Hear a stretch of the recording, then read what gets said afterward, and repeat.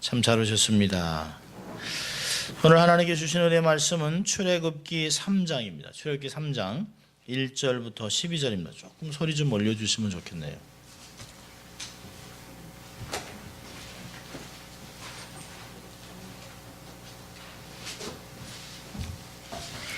출애굽기 3장 1절부터 12절까지의 말씀입니다. 제가 하나님의 말씀을 봉독해 드립니다. 출애굽기 3장 1절부터 12절까지의 말씀입니다. 모세가 그 장인 미디안 제사장 이드로의 양무리를 치더니 그 무리를 광야 서편으로 인도하여 하나님의 산 호렙에 이르매 여호와의 사자가 떨기나무 불꽃 가운데서 그에게 나타나시니라. 그가 보니 떨기나무에 불이 붙었으나 사라지지 아니하는지라. 이에 가로되 내가 돌이켜 가서 이 큰 광경을 보리라. 떨기나무가 어찌하여 타지 아니하는고 하는 동시에 여호와께서 그가 보려고 돌이켜 오는 것을 보신지라. 하나님이 떨기나무 가운데서 그를 불러 가라사대 모세야 모세야 하시매 그가 가로되 내가 여기 있나이다. 하나님이 가라사대 이리로 가까이 하지 말라. 너의 선 곳은 거룩한 땅이니 내 발에서 신을 벗으라. 또 이르시되 나는 내 조상의 하나님이니 아브라함의 하나님, 이삭의 하나님, 야곱의 하나님이라. 모세가 하나님 배웁기를 두려워하여 얼굴을 가리우매 여호와께서 가라사대 내가 애굽에 있는 내 백성의 고통을 정령히 보고 그들이 그 간역자로 인하여 부르짖음을 듣고 그 우고를 알고 내가 내려와서 그들을 애굽인의 손에서 건져내고 그들을 그 땅에서 인도하여 아름답고 광대한 땅, 젖과 꿀이 흐르는 땅, 곧 가나안 족속, 헷 족속, 아모리 족속, 브리스 족속, 히위 족속, 여부스 족속의 지방에 이르게 하려 하노라. 이제 이스라엘 자손의 부르짖음이 내게 달하고 애굽 사람이 그들을 괴롭게 하는 학대도 내가 보았으니 이제 내가 너를 바로에게 보내어 너로 내 백성 이스라엘 자손을 애굽에서 인도하여 내게 하리라. 모세가 하나님께 고하이되 내가 누구간데 바로에게 가며 이스라엘 자손을 애굽에서 인도하여 내리이까. 하나님이 가라사대 내가 정녕 너와 함께 있으리라. 내가 백성을 애굽에서 인도하여 낸 후에 너희가 이 산에서 하나님을 섬기리니 이것이 내가 너를 보낸 증거니라. 아멘. 오늘은 인도하시는 하나님이라고 하는 주제를 가지고 말씀을 나누려고 합니다. 우리가 믿는 하나님은 전지전능하신 하나님이시죠. 우리가 믿는 하나님은 절대 주권을 갖고 있는 하나님이십니다. 죽고 사는 것이 하나님의 손에 달려 있습니다. 우리가 아무리 세상에 좋은 것을 가지고 최고의 약을 쓴다고 한들 하나님의 정한 시간을 넘길 수가 없습니다. 그런데 아무리 사람이 죽는다, 의학적으로 안 된다, 이제는 끝이라고 해도 하나님이 기적을 베풀어서 생명을 연장하면 얼마든지 살 수 있습니다. 생사화복은 사람이 죽고 사는 것은 하나님의 손에 있습니다. 흥하고 망하는 것 다 하나님의 손에 달려 있습니다. 그러니까 우리의 삶이 누구의 손에 있느냐?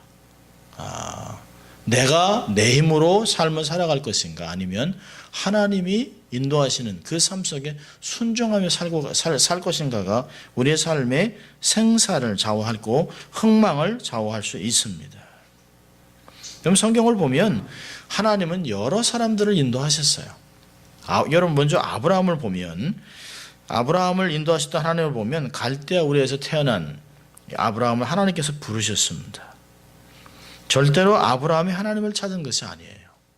아브라함은 평상시에 그저 우상을 만들고 그 지역에서 재물을 얻어서 편안하게 노년을 안정되게 어떤 면에서는 완전히 세럴이 되어 있던 사람입니다. 그런데 하나님께서 아브라함에게 찾아오셨습니다. 그리고 내 친척 아비 본토 친척 집을 떠나라. 그리고 내가 내게 지시할 땅으로 가라고 말씀하셨습니다. 이때 사실 보통 사람 같으면 이렇게 결정할 수 없습니다. 내가 아는 것도 아니고 익숙한 것도 아니고 아무 보장도 없는 그런 삶에서 아브라함은 말씀을 쫓아갔다라고 얘기하고 있습니다. 어디로 갈지 정확한 장소도 모른 채 하나님이 인도하시는 대로 따라간 것입니다. 요즘 같으면 참 무모한 사람이죠. 어떤 면에서는 온 가족들이 주인님 도대체 왜 이러십니까? 사장님 왜 이러십니까? 아니 지금까지 이렇게 잘 해오셨는데 왜 갑자기 이렇게 하십니까? 아무것도 보이지 않는데, 아무것도 확인된 것도 없는데 왜 이러십니까? 라고 얘기할 수 있습니다. 한순간에 망할 수도 있습니다. 그런데 정확한 장소도 모른 채 하나님이 인도하는 대로 따라갑니다. 이렇게 하나님이 인도하시는 대로 가다 보니까 가나안 땅에 오게 됐습니다. 이 가나안 땅에서 아브라함 여호와 이름을 부르고 장막을 치고 여호와를 위해 단을 쌓았다라고 창세기 13장은 이야기합니다. 그리고 이렇게 얘기합니다. 롯이 아브라함을 떠난 후에 여호와께서 아브라함에게 이르시되 너는 눈을 들어 너 있는 곳에서 동서남북을 바라보라. 보이는 땅을 다 내가 너와 내 자손에게 주리니 영원히 이르리라. 내가 내 자손으로 땅의 티끌 같게 하리니 사람의 땅의 티끌을 능히 셀 수 있을진데 내 자손도 세리라. 너는 일어나 그 땅을 종과 행으로 행하여 보라. 내가 그것을 내게 주리라. 사실 좋은 땅은 다 롯이 택하고 보면 정말 광야, 아무것도 없는 땅. 여러분이 혹시 광야를 이렇게 경험하고 싶으면 저 샌디에고 옆에 안자보레고라고 하는 데가 있습니다. 안자보레고. 안자보레고에 가보면 정말 아무것도 없습니다. 돌밖에 없고, 야, 여기가 진짜 광야구나. 그래서 그 스쿨 오브 비블리컬 스터디에서 할 때 SBS 스쿨은 가끔 학생들을 데리고 안자보레고 가서 3박 4일 동안 거기서 성경을 공부합니다. 그렇게 아무것도 없는 정말 좋은 것은 롯이 다 택했습니다. 아무것도 없는 것을 바라보고 있을 때 허전하게, 아니 어떤 면에서는 조카가 떠난 거에 대해서 야, 이게 좀 피부치 하나밖에 없는 피부치인데 또 이렇게 가누나, 또 이렇게 이렇게 갈라져야 되는구나 라고 이렇게 그런 안타까운, 어떤 면에서는 참 속상하고 낙심되는 그런 상황에서 하나님이 그를 또 찾아오세요. 그리고 걱정하지 말아라. 종과 햄을 향해서 동서남북의 모든 것을 내 자손에게 주겠다라고 약속하고 있습니다. 하나님이 이렇게 말씀하셨습니다. 다시 말하면 하나님이 가나안 땅을 아브라함에게 주신 것이에요. 약속의 땅으로 주셨어요. 일생 동안 이렇게 하나님이 인도하신 대로 잘 따라간 아브라함은 하나님의 사랑을 얼마나 많이 받았는지 몰라요. 아브라함의 노년을 하나님이 복되게 하셨다라고 성경은 이야기하고 있습니다. 아무쪼록 저희도 일평생 아브라함처럼 하나님의 인도하심을 받고 순종해서 하나님의 사랑과 축복을 받는 인생이 될 수 있기를 바랍니다. 축복을 받는 비결은 하나님의 인도하심을 받는 것이에요. 벌써 두 달 중순에 와 있습니다.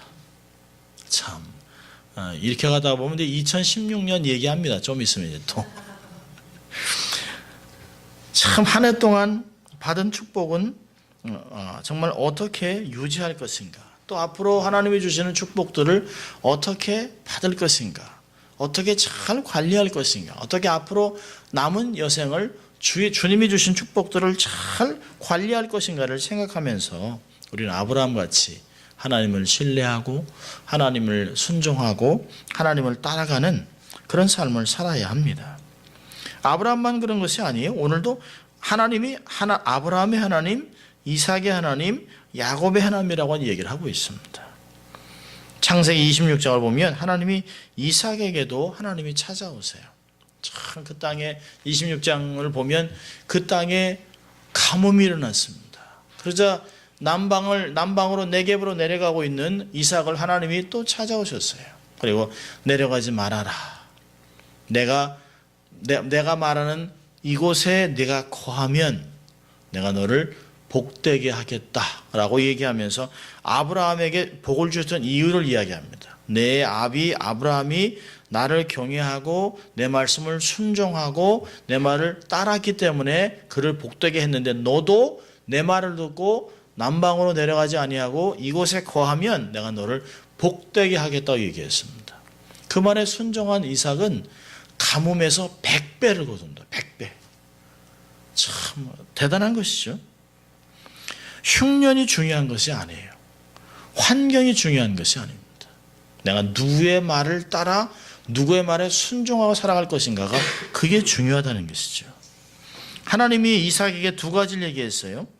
애굽으로 내려가지 말아라. 그게 한 가지입니다. 또 하나는 내가 지시하는 땅에 거하라라고 하는 것입니다. 하나님이 아브라함에게 약속으로 준 땅, 가나안 땅을 떠나지 말라는 것이에요. 하나님은 이 가나안 땅에서 하나님의 나라를 세우겠다고 약속하셨습니다. 그렇기 때문에 하나님이 약속을 주신 땅이 유업입니다. 유업의 땅을 떠나지 말라는 것이, 그곳에서 성전을 짓게 될 것이고 그 안에서 하나님을 경배하는 백성들이 세워질 것이고 견고한 나라가 세워질 것들을 하나님이 이야기하는 것입니다. 하나님이 작정하시고 구별해 놓은 땅입니다. 세상 여러 똑같은 땅인데요, 사실 경상남북도를 합친 것보다 작습니다. 이스라엘이. 우리가 한번 이스라엘을 한번 다 가야 됩니다. 교회 문 닫고 성지 순례 중입니다. 뭐 몇 주 후에 오십시오. 뭐 이런 식으로 하고서 저희가 좀 다 가야 됩니다. 이게 사실 이게 벌써 한 십몇 년 전에도 이런 얘기 했었는데요. 뭐 선교도 가고 막 이스라엘도 가자고 막 그랬는데 못 갔어요. 사실 가봐야 됩니다. 근데 이 작은 땅, 이 땅을 팔레스타인 사람들은 저주의 땅이라고 얘기합니다. 저주를 받은 땅, 신의 저주를 받은 땅이라 척박하고 가난하고 물도 없고 사막이라고 얘기했습니다. 그런데 이 똑같은 땅을 이스라엘 사람들은 젖과 꿀이 흐르는 땅이요, 하나님의 약속의 땅이요, 하나님의 기름 부은 땅이고 하나님이 임재하시는 땅이라고 얘기하고 거기를 최고의 땅으로 만들어 놨습니다. 물을 대서 거기서 정말 엄청난 과일들을 얻고 지금도 아주 풍성한 나라로 만들어 놨습니다. 제가 어저께 얘기를 들었는데요, 집사님 오셔서 말씀하시는데 전 세계에 드론기가 뜨려면 이스라엘이 허락을 해야 뜬답니다. 전 세계의 모든 드론 비행기, 그러니까 이스라엘의 퍼미셔야 됩니다. 이스라엘이 그 모든 것을 컨트롤하기 때문에 뭐 터키나 시리아나 이런 비행기를 띄우려면 이스라엘에게 모든 것을 허락을 맡아야 된다는 거죠. 엄청나게 갖고 있는 것이에요. 그 작은 땅에서 하나님이 주셨다고 하는 축복 가지고 그 안에서 어마어마한 것들을 발견해냅니다. 왜요? 애티튜드가 다른 것이에요. 여러분, 우리가 있는 것을 하나님이 정해놓은 것이에요. 이 시편 16편 3절을 보면 하나님이 우리에게 줄로 재어진 구역은 아름다운 곳이라. 여러분, 이게 어딜까요? 교회를 얘기하는 것이 교회. 하나님이 우리에게 정해준 이 교회는 아름다운 곳이라. 줄로 재어준 곳입니다. 하나님을 섬기고 하나님을 예배하고 찬양하고 하나님이 정해준 곳, 이것이 얼마나 귀한지 몰라요. 그래서 하나님이 교회를 떠나지 말라라고 하는 것입니다. 이것은 뭐 이 교회 저 교회 가는 그런 얘기를 하는 것이 아니라 신앙을 얘기하는, 신앙이 힘이 들수록 교회를 나와야 합니다. 힘들고 어려울수록 예배를 찾아 나와야 합니다. 어렵고 힘들고 답답하고 낙심되고 정말 세상에서 아무 위로받기 어려울 그럴 때, 정말 모든 것을 포기하고 싶을 때, 이때 사람들은 극단적인 것을 선택합니다. 이럴 때 우리의 결정은 어디로 와야 될까요? 교회로 달려와야 되는 것이에요. 예배를 사모해야 되는 것입니다. 말씀을 들어야 합니다. 마음을 열고 답답하지만 정말 아무 노래할 마음도 없지만 입을 열어 주를 찬양하다 보면 하나님께 받은 복이 생각나고 하나님이 나를 사실 생각나고 하나님이 지금도 통치하신 하나님이라는 것을 선포하게 되고 우리가 다시 믿음을 가지고 다시 한번 이야 그렇구나 라고 하는 용기였어요. 여러분, 예배는 하나님의 사람들에게 얼마나 중요한지 몰라요. 이 교회는 얼마나 힘이 되는지 몰라요. 가나안 땅을 떠나지 말라고 하는 것은 오늘날 우리에게 교회를 절대로 떠나지 말라는 교훈이 되는 것입니다. 아무리 힘이 들어도 교회를 떠나면 안 돼요. 마치요 요한복음 15장에 포도나무 비유를 말하면서 가지가 포도나무에 붙어 있어야만 열매를 맺는 것입니다. 힘이 들어도 내가 뿌리를 내리고 있어야 됩니다. 이 가지가 나무에서 떨어져 나면 당장은 안 죽어요. 그래도 괜찮아요. 그렇지만 시간이 지나면서 말라버립니다. 죽습니다. 다 말라 비틀어 죽어요. 여러분, 교회에 한두 번 안 나오고 한 달 안 나온다고 죽지 않아요. 별 차이 없어요. 그런데 지금은 모릅니다. 그런데 교회 안 나오는 사람은 나무가 메말라 죽어서 아궁이에 던져지는 것처럼 결국엔 신앙을 다 잃어버리고 지옥 가는 인생으로 삶을 살아갑니다. 가나안 땅을 떠나면 안 돼요. 가나안 땅을 떠나지 말라라고 하는 것은 그래서 중요한 것이에요. 내가 내게 지시한 곳 거기에 거하라는 것이에요. 아무리 힘들어도 예배를 거르면 안 돼요. 마음이 찹찹하고 다 찢어지고 막 힘들어도 그럴 때일수록 우리가 예배에 목숨을 걸어야 합니다. 두 번째는요, 하나님이 이사에게 세상으로 가지 말라는 것이에요. 이 말을 알아듣기 쉽게 말하면 세상에 벗이 되지 말라라고 하는 거예요. 세상에 벗이 되지 말라. 야고보서 4장 4절을 보면 가늠하는 여인들이여 세상과 벗된 것이 하나님의 원수임을 알지 못하느뇨 그런즉 누구든지 세상과 벗이 되고자 하는 자는 스스로 하나님과 원수되게 하는 것이니라. 세상과 친구되는 사람, 세상과 벗이 되어 세상 가는 대로 따라가는 사람, 세상 풍습대로 살아가는 사람, 유행대로 살고 세상 사람들의 방식대로 살아가는 사람은 하나님과 원수가 되는 것이에요. 우리가 언제 세상을 따라가나요? 세상의 맛을 그리워하면 따라가게 되어 있습니다. 어느 한순간부터 신앙의 어떤 수준이 저하되면 사람들은 교회가 지루하다고 느끼기 시작합니다.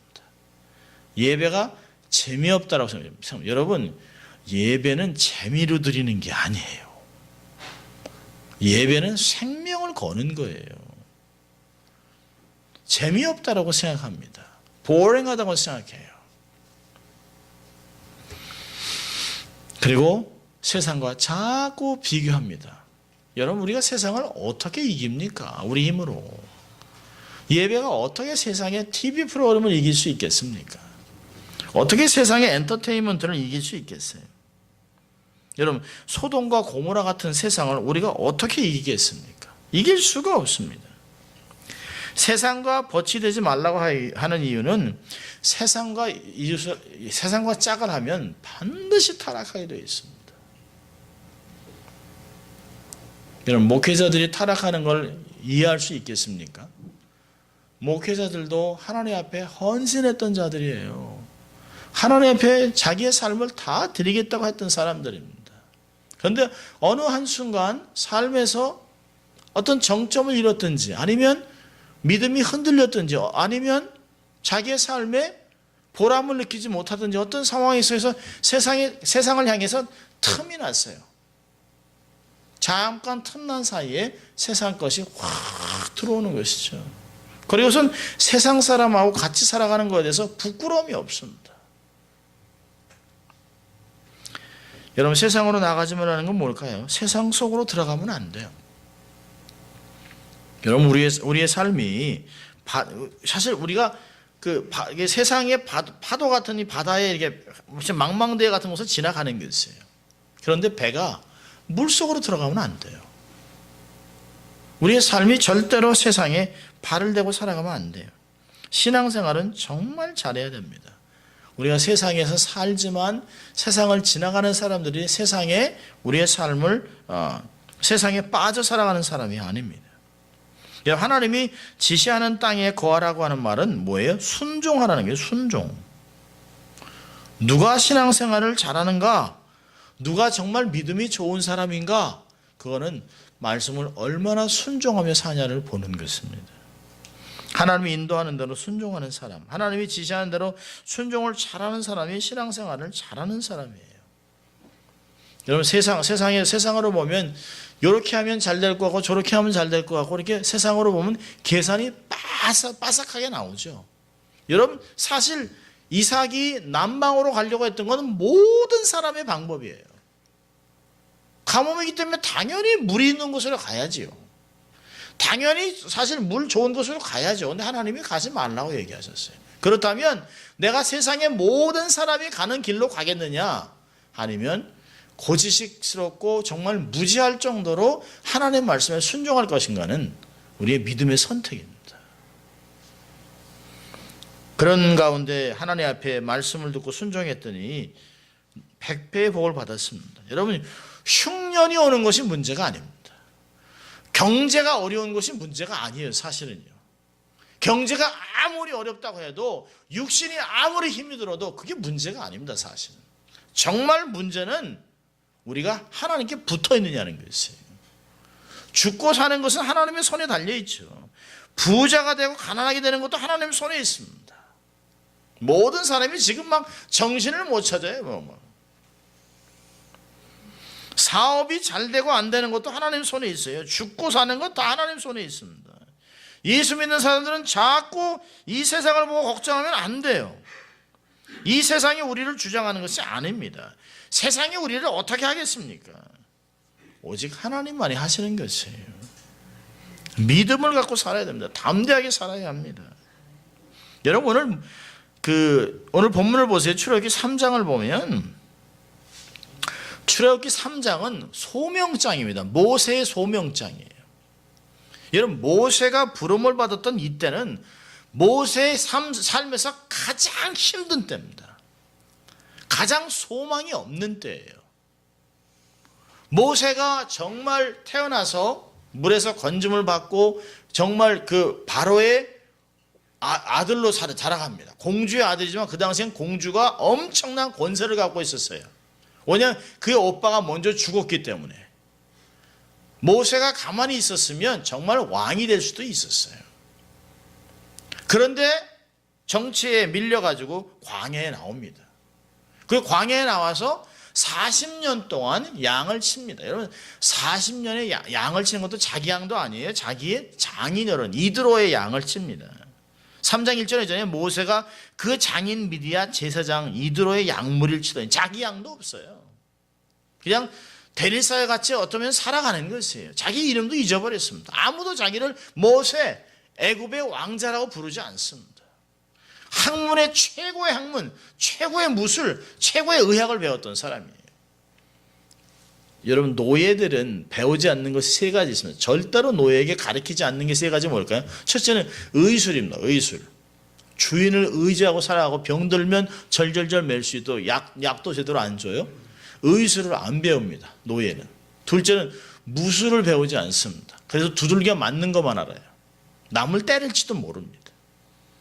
세 번째는요, 학문을 안 가르쳐요. 글을 읽을지 몰라요. 외국어도 할지도 모르고 그저 주인이 하라 그러면 그냥 이렇게 사인하라면 사인하고 그냥 찍는 거예요. 그런데요, 모세는 최고의 궁중무술, 최고의 의학, 최고의 학문으로 완벽하게 준비된 그 당시의 당대 리더입니다. 말 한마디에 정말 날아가는 새도 떨어뜨리는 사람이죠. 근데 이 사람이 미디안 광야에 와서 40년 동안 완전히 잊혀진 사람으로 살아갑니다. 누구도 모세의 과거를 아는 사람이 없어요. 모세의 마음에는 어떤 게 있을까요? 하나님이 나를 통해서 우리 나라 백성을 구원하려고 하셨던 거 아닙니까? 그냥 하나님의 뜻은 그냥 사라지는 것입니까? 하나님, 내가 잊혀지고 있습니다. 이제 나이는 늙어갑니다. 이제 나이가 80이나 됐습니다. 이젠 머리가 하얗고 백발이 됐습니다. 누구도 나를 알아볼 사람도 없습니다. 애굽말도 잊어버리는 것 같아요. 히브리 말도 잃어버리는 것 같아요. 학문도 다 잃어버리는 것 같아요. 의술을 쓸 데도 없습니다. 무술은 할 필요도 없습니다. 약물이만 몰고 다니면 됩니다. 아마 하늘을 보면 하루에도 한숨을 수백 번씩 쉬었을 거예요. 근데 우리가 모르는 게 있어요. 모세가 모르는 게 있습니다. 자, 2장을 보세요. 2장 23절, 24절, 25절을 보면 모세는 하나님이 이스라엘 백성이 모른다고 생각합니다. 근데 2장 23절을 보면 여러 해 후에 애굽 왕은 죽었고, 여러 해가 몇 년이에요? 40년입니다. 40년. 애굽 왕은 죽었고 이스라엘 자손은 고욕으로 인하여 탄식하며 부르짖으니 그 고욕으로 인하여 부르짖는 소리가 하나님께 상달한지라. 하나님께 닿았어요. 하나님이 다 받으셨어요. 하나님이 그 고통 소리를 들으시고 줄줄 거리세요. 들으시고 아브라함과 이삭과 야곱에 세운 그 언약을 기억하사. 또요, 25절에 이스라엘 자손을 권념하셨더라. 이 한국말에는 번역이 안 나옵니다. 히브리어 단어는 뭐라고 하냐면 하나님이 이스라엘 자손을 내려다보시고 그들을 아셨다라고 얘기합니다. 라아 야다라고 한 단어를 두 단어를 쓰고 있습니다. NIV 같으면 looked 얘기합니다. 하나님 다 보셨다는 거예요. 여러분, 우리는 가끔 하나님이 우리의 삶을 들여다보고 있다는 걸 자꾸 잊어버리고 살아갑니다. 하나님 정말 이럴 수 있습니까? 정말 하나님이 살아계시면 이런 일이 있을 수 있습니까? 하나님 정말 말씀해 보세요. 마치 하나님이 아무것도 안 보고 그냥 자기 일을 완전히 잊어버린 채 살고 있습니다. 하나님 어쩌 이럴 수 있습니까? 하나님 내가 뭘 잘못했습니까? 하나님 제가 잘못한 게 뭐가 있습니까? 우리 교회가 뭐 그렇게 잘못을 했길래 뭐 이런 우리가 얘기를 합니다. 마치 세상 사람도 몰라, 하나님도 몰라, 알 수 있는 길이 없어요. 그런데 기억하세요. 하나님이 보고 그리고 다 아신다는 거예요. 이게 권념한다는 단어는 사실은 이게 번역이 이 단어를 사용하면 안 되고, 이스라엘 보시고 하나님 모든 것을 다 아시고 계신다라고 번역을 해야 되는 것이에요. 하나님 벌써 이미 다 준비해 놓으셨습니다. 다 준비해 놓으셨어요. 근데 다 준비하고 때를 기다리고 있는데 모세는 뭐라 그래요? 오늘도 똑같은 날입니다. 40년 동안 아무것도 변하지 않았어요. 그냥 자기는 늙어갑니다. 하나님, 마치요 하나님, 제가 70이면 은퇴해야 될 텐데 이제 남은 시간 별로 없습니다. 내가 뭐 30대 후반이라면 막 이것도 해보고 저것도 해보고 목회를 막 이것도 해볼 텐데 하나님 이제 뭐 이제 다 늙어갑니다. 안집사님도 60 뭐 이제 뭐 30대 40대 만나던 사람들이 이제 막 50, 60이 돼가지고 뭘 하겠노 막 이러는 거예요. 뭐. 근데 우리가 모르는 게 있죠. 하나님은 다 알고 있습니다. 다 준비해놨어요. 다 하나님의 때를 위해서 준비하고 있습니다. 하나님이 모세를 불러요. 잊혀진 모세. 하나님이 그에게 아주 익숙한 그 당시에 있는 여기서 떨기나무에 불을 붙여 놓습니다. 그리고 그를 부릅니다. 여러분, 우리 인생은 기다림의 연속입니다. 언제까지요? 떨기나무에 불이 붙을 때까지. 우리는 익숙한 곳에 하나님의 기적이 있다는 것을 잊지 말아야 합니다. 평상시에 떨기나무에 불 붙었네 라고 지나가면 안 돼요. 우리가 익숙하고 잘 알고 있는 아무것도 아닌 평상시 일상 속에 하나님의 사인들을 볼 줄 알아야 합니다. 그 사인은 언제 올까요? 내 인생에 처절하게 아주 극을 달할 때, 인생에 가장 캄캄할 때 하나님의 인생에 떨기나무에 불을 붙입니다. 여러분, 세상 하루에 중에서 제일 캄캄한 때가 언제일까요? 해 뜨기 바로 직전입니다. 새벽, 오히려 미명. 여러분, 인생에 가장 힘든 시간을 지나고 있다면 이제 해 뜰 때가 됐다는 걸 보라는 것이. 여러분, 세상에 하나님이 준비한 다 놓은 것을 우리가 볼 수 있는 사람이 어디 있어요? 하나님만이 아시는 거예요. 하나님만. 여러분, 누가 더 오래 기다렸을까요? 하나님이 더 오래 기다렸죠. 모세가 40년 동안 애달프게 속상하고 안타깝고 좌절하고 낭망하고 힘들어하고 정말 이런 내가 여기서 애굽의 왕자가 내 백성을 구원해야 될 이 사람이 리더가 양이나 이 장인어른이 양이나 키우고 이게 말도 안 나오는 이때 하나님이 떨기나무에 불을 확 붙이는 거예요. 그리고 그를 부릅니다. 그리고 하나님이 말씀하세요. 여러분, 하나님 말씀하시는 거 좀 보세요. 참, 하나님이 4절을 보면 4절에 여호와께서 그가 보려고 오는 것을 다 보고 있습니다. 불을 붙여놓고 모세가 오는 걸 다 보고 하나님이 아주 세팅을 다 해놓고 모세를 다 불러내고 있습니다. 그리고 얘기하죠. 내가 선 곳은 거룩한 땅이니 신발을 벗어라. 그리고 얘기합니다. 나는 내 조상의 하나님, 아브라함의 하나님, 이삭의 하나님, 야곱의 하나님이라고 이야기하고 7절부터 놀라운 것을 얘기합니다. 여러분, 7절, 8절, 9절, 10절은 다 주제가 있어요. 7절은 뭘까요? 하나님의 마음. 8절은요? 하나님의 계획. 9절과 10절은요 하나님의 때. 자 보세요. 7절에 뭐라 합니까? 여호와께서 가라사대 내가 애굽에 있는 내 백성의 고통을 보고, 동그라미 써주세요. 보고, 그들의 간역자로 인하여 부르짖음을 동그라미 써요. 듣고, 그 우고를 알고. 여러분 대단한 단어를 쓰고 있습니다. 하나님께서 애굽에 있는 내 백성이랍니다. 아미, 고임이라는 단어를 쓸래요. 히브리어 단어는 내 소유라는 거예요. 내 소유. 하나님이 우리 한국말로 하면 뭘까요? 내 새끼, 내 새끼, 내 자식, 내 거. 하나님이 이제까지 눈을 한 번도 떼지 않았던 이 백성을 얘기합니다. 내 백성의 고통을 정령이 보고 부르심을 듣고 그 우고를 알고 있다라고 얘기합니다. 모세야, 내가 그 상황을 모르는 게 아니다. 내가 다 알고 있다. 다 들었다. 얘기한다면 내 마음도 안다. 내가 정말 이스라엘을 구원하고자 하는 내 마음도 안다. 너의 그 안타까움도 안다. 너의 부르짖음도 다 들었다. 내가 40년 동안 이 땅에서 네가 목자로 살아가면서 그렇게 힘들어하는 것도 내가 다 봤다라고 얘기하는 것이에요. 여러분 40년 동안 모세를 지켜봤던 그 하나님은 지금도 우리 인생을 보고 우리의 슬픔과 고통 소리를 듣고 안타까움들을 다 알고 있다는 것이에요.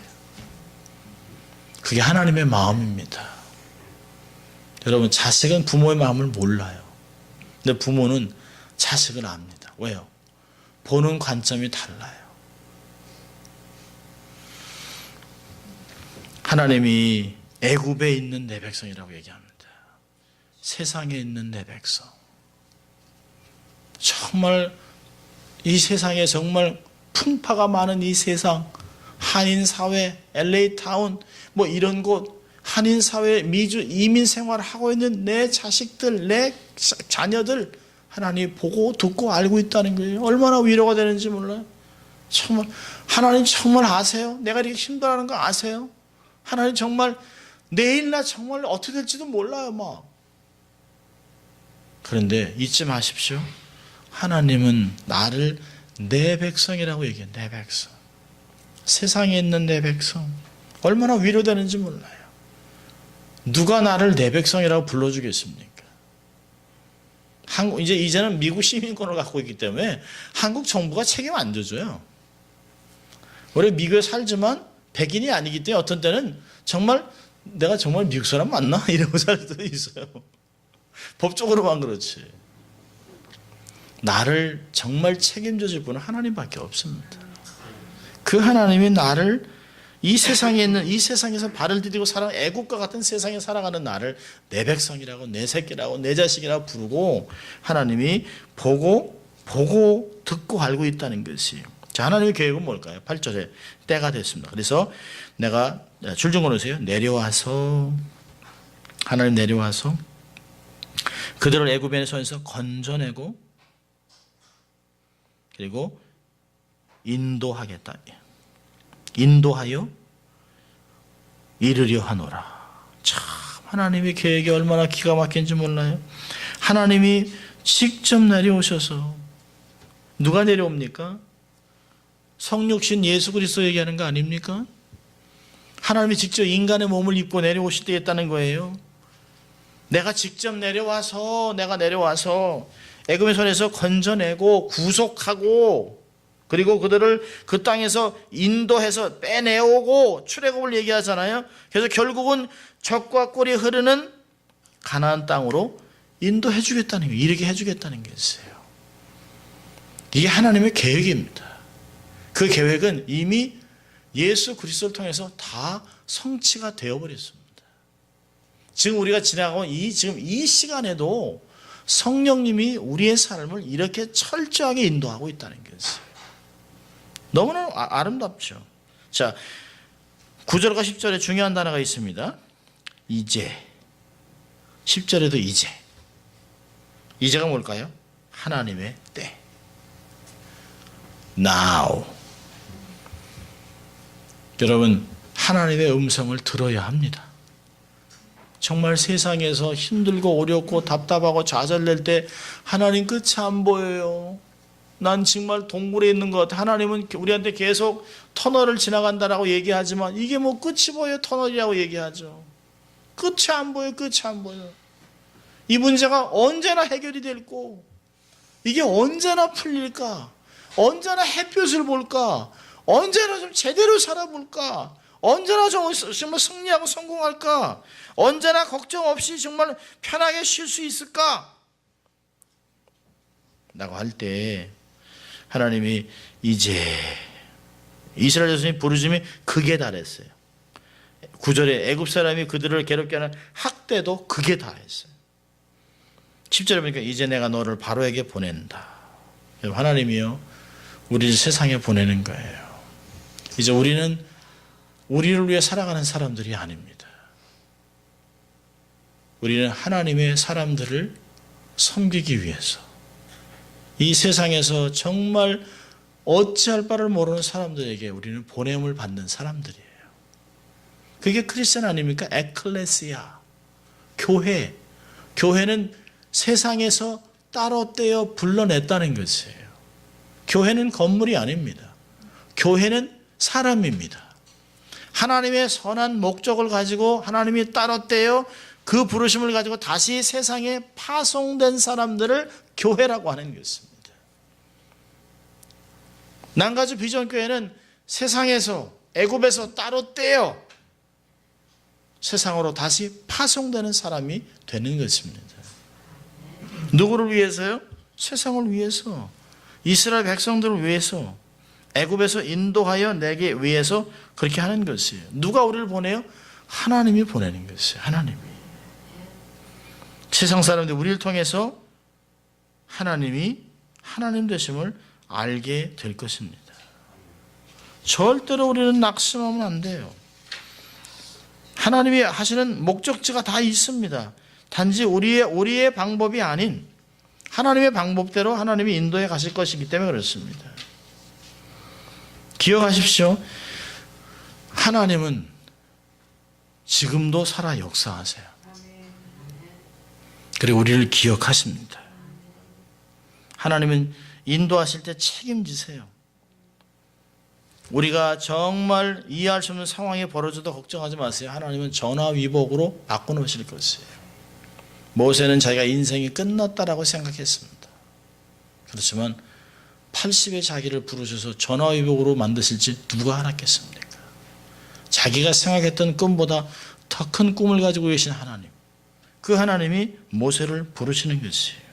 하나님이 역사하는 것을 보게 될 것입니다. 하나님이 인도하는 사인만 나타나면 어떤 일이 있어도 걱정 없습니다. 기억하세요. 하나님은 오늘 몇 가지 이제 기억할 것이 첫째로 뭐냐면 정리합니다. 사실 굉장히 많은 내용인데 다 못 가리킵니다. 제가 몇 가지만 우리가 이제 적용을 한다면 첫째로 하나님의 절대 주권을 확인하십시오. 확신하세요. 생사화복 흥망성쇠 다 하나님 손에 있고요. 하나님은 정말 모르는 것이 없어요. 하나님의 완벽한 준비를 하고 있습니다. 우리 2장 23절부터 봤잖아요. 24절 25절까지 하나님은 이스라엘 백성들을 보고 계시고 불꽃 같은 눈으로 지금도 들여다보고 계시고 다 알고 있다. 야다라고 하는 단어를 씁니다. 내가 경험해서 내가 너희들을 다 알고 있다. 하나님이 나의 속속들이 안과 밖을 다 알고 있어요. 생각의 근원을 다 알고 있습니다. 내가 지금 겪고 있는 문제, 아무에게도 고백하지 못하고 이 모든 걸 다 알고 있다는 것이에요. 우리는 가끔 오해하는 게 있어요. 아이고 70억의 인구가 되는데 하나님이 나 같은 인간을 참 세상에 나 하나만 있어도 주님이 십자가 지고 가십니다. 세상에 나 하나만 있어도 그런 사랑입니다. 하나님의 절대 주권은 전지전능이에요. 전지전능. 다 알고 있습니다. 다 알고 있습니다. 두 번째는요. 하나님은 하나님의 섬세한 인도하심을 기대하세요. 섬세하신 인도하심. 완벽한 인도하심. 그게 뭘까요? 하나님의 때를 기다리는 거예요. 하나님의 때. 언제까지요? 떨기나무에 불이 붙을 때까지, 내 일생생활에 성령의 불이 임할 때까지, 내가 일상생활에 평상시에 그냥 지나치던 곳에 갑자기 하나님의 부르심이 임할 때까지, 내 가슴에 막 하나님이 불을 붙이는 그때까지, 내 삶에서 하나님이시다, 마치 요한이 고백한 것 같이 고기가 있느냐 그러니까 없다 그러니까 오른편에 그물을 던져라 그러는데 평상시 하던 대로 했는데 그물을 딱 던졌는데 그물에서 고기가 153마리가 건져지니까 그때 알았죠. 요한이 이건 주님이 아니면 아니라는 거예요. 주님이 하셨다는 거예요. 이야기에 주님의 손이 있었다, 주시라 그러니까 베드로가 겉옷 입은 데는 그대로 들어가잖아요. 물에 주님 앞에 막 달려갑니다. 여러분, 평상시에 하나님의 인도하심, 하나님의 놀라우신 하나님의 불, 어떤 특별한 깨달음이 내 삶에 임할 때까지 기다리세요.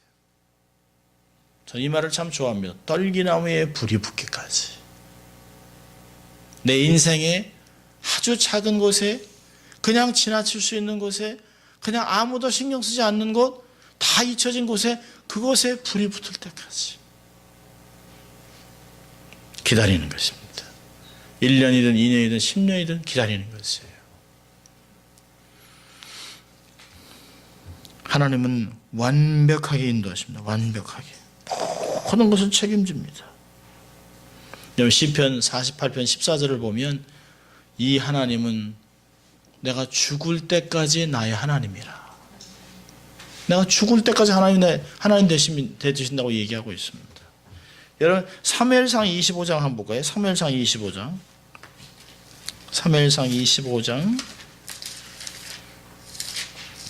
29절.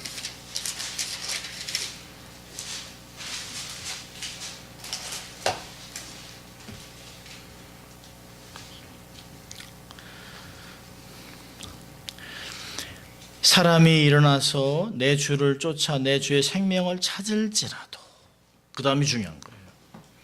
내 주의 생명은 내 주의 하나님 여호와와 함께 생명싸개 속에 쌓여 있을 것이에요. 내 주의 원수들의 생명은 물매로 던지듯 여기 그것을 던지시리이다. 얼마나 놀랍습니까? 당신의 생명은 주의 것이, 주 하나님이 함께 하시기 때문에 생명사계 속으로 쌓아놨다는 거예요. 아무도 못 건드려요. 아무도 못 죽여요. 아무도 머리털 하나 상하지 못한다는 말이 이런 말 아닙니까? 성경을 읽으면서 막 이런 것들은 내 말씀, 내게 주시는 것 막 받아야 되는 것이에요. 요한복음 10장 28절을 보면 내게 주신 백성은 하나도 잃어버리지 않는다는 거죠. 내 손에서 빼앗아 갈 자가 없느니라고 얘기하고 있습니다. 하나님이 우리를 인도하실 때는 완벽하게 인도하세요. 하나님은 실수가 없어요. 처음부터 내가 주를 믿은 것이 아니에요. 하나님이 내게 믿음을 주셔서 주께 오게 하고 그 말씀을 깨닫게 하시고 은혜를 주시고 지금까지 삶을 살아오게 하시는 것입니다. 택한 백성을 반드시 끝까지 책임지시는 그 주님, 아주 섬세하게 실수하지 않고 인도하시는 그 주님, 그 주님을 따르라는 것이에요.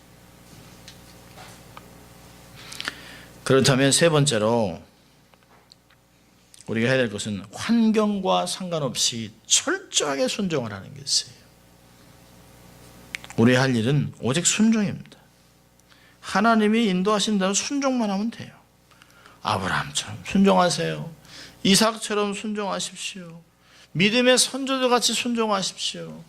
믿음의 사람들이 했던 것 같이 다 순종하면, 하나님 믿고 신뢰하고 무조건 순종하면, 기쁨으로 순종하면, 믿음으로 순종하면 어려운 가운데서도 하나님의 복을 누릴 수 있습니다. 하나님의 확실하신 축복을 경험할 수 있어요. 감사하면서 순종하십시오. 인내하면서 순종하십시오. 찬송하면서 순종하십시오. 기도하면서 순종하십시오. 순종은 절대로 그냥 이루어지지 않습니다. 순종은 내 의지, 내 생각, 내 경험을 계속해서 꺾는 거예요. 우리가 얼마나 약삭 빠른 사람인 줄 아세요? 하나님께 순종하겠다 그래놓고 나가면서 우리 생각을 다 계산을 해봅니다. 이게 더 좋을까? 이게 더 좋을까? 그걸 꺾는 거예요. 이렇게 한번 해볼까? 그걸 꺾는 것입니다. 세상 방법을 한번 택해볼까? 그 생각을 확 꺾어버리는 것이에요. 환경과는 상관없이. 환경은 우리를 속입니다. 누가 세상에서 모세를 쓰겠다고 그랬겠습니까? 아마 이드로 장인도 에이구 저 뭐 쫓겨온 도망자 그냥 사위나 돼서 살아가면서 양 키우면 뭐 그걸로 행복해야죠. 뭐 아마 모세의 부인도 그렇게 생각하실지 몰라요. 이 사람이 처음에 한 10년은 들었겠죠. 뭐 민족을 깨우겠다 해서 너나 잘 살아라. 당신이나 잘하지 양이나 잘 치지. 40년 동안 아마 미친 소리를 미쳤다고 얘기를 많이 들었겠죠. 그러나 어느 한순간 떨기나무에 불이 붙는 그 순간부터 모세는 확 바뀌어버립니다. 삶이 바뀌어요. 자기의 인생이 바뀌어버립니다. 그리고 그 순종은 리더의 전천후의 리더로 만들어놨습니다. 지금 우리를 바라보지 마세요. 나는 부족하고 연약해요. 우리가 할 수 있는 일은 그렇게 많지 않습니다. 우리가 하는 것은 평상적인 아주 그냥 세상에서 작은 일들을 해나가고 있습니다. 아무도 우리를 보고 우와! 이렇게 놀라는 일도 없어요. 얘기할 수도 있습니다. 평소에 하는 거니까.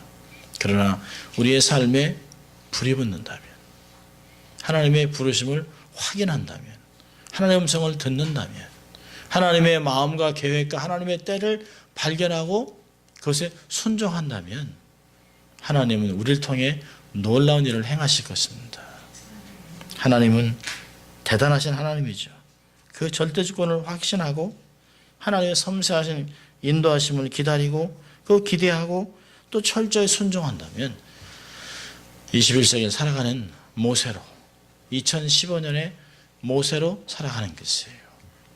모세를 인도하셨던 그 하나님, 아브라함을 인도하셨던 그 하나님, 이삭을 인도하셨던 그 하나님이 내 하나님에 대해서 나를 인도해 달라고 하는 하나님, 나도 그런 인생을 살기를 소원합니다.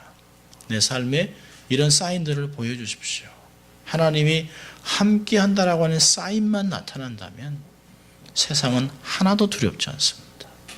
저 늘 기도하는 하나님, 이 교회에 떨기나무에 불이 붙어야 합니다. 그때까지 하나님 끊임없이 주 앞에 있겠습니다. 하나님은 다 아시잖아요. 하나님이 행하실 것을 기대하면서 하나님께 순종하는 여러분들 우리가 될 수 있기를 주의 이름으로 축원합니다. 하나님 아버지 감사합니다. 오늘도 하나님 말씀을 통하여 인도하신 하나님을 경험하고 또 순종하기로 결정합니다. 우리의 눈에 아무것도 보이지 않는 일상생활의 작은 것 속에 하나님이 임하시는 것들을 발견하게 하시고 하나님의 우리의 삶에 허락하신 떨기나무에 불이 붙을 때까지 최선으로 순종하고 말씀을 따라가고 세상에 속하지 아니하고 짝하지 아니하고 세상 속에서 하나님만 바라보고 하나님의 손에 붙잡혀 쓰임받는 저희들이 다 될 수 있도록 하나님 축복하여 주시옵소서. 감사합니다. 예수님 이름으로 기도합니다. 아멘.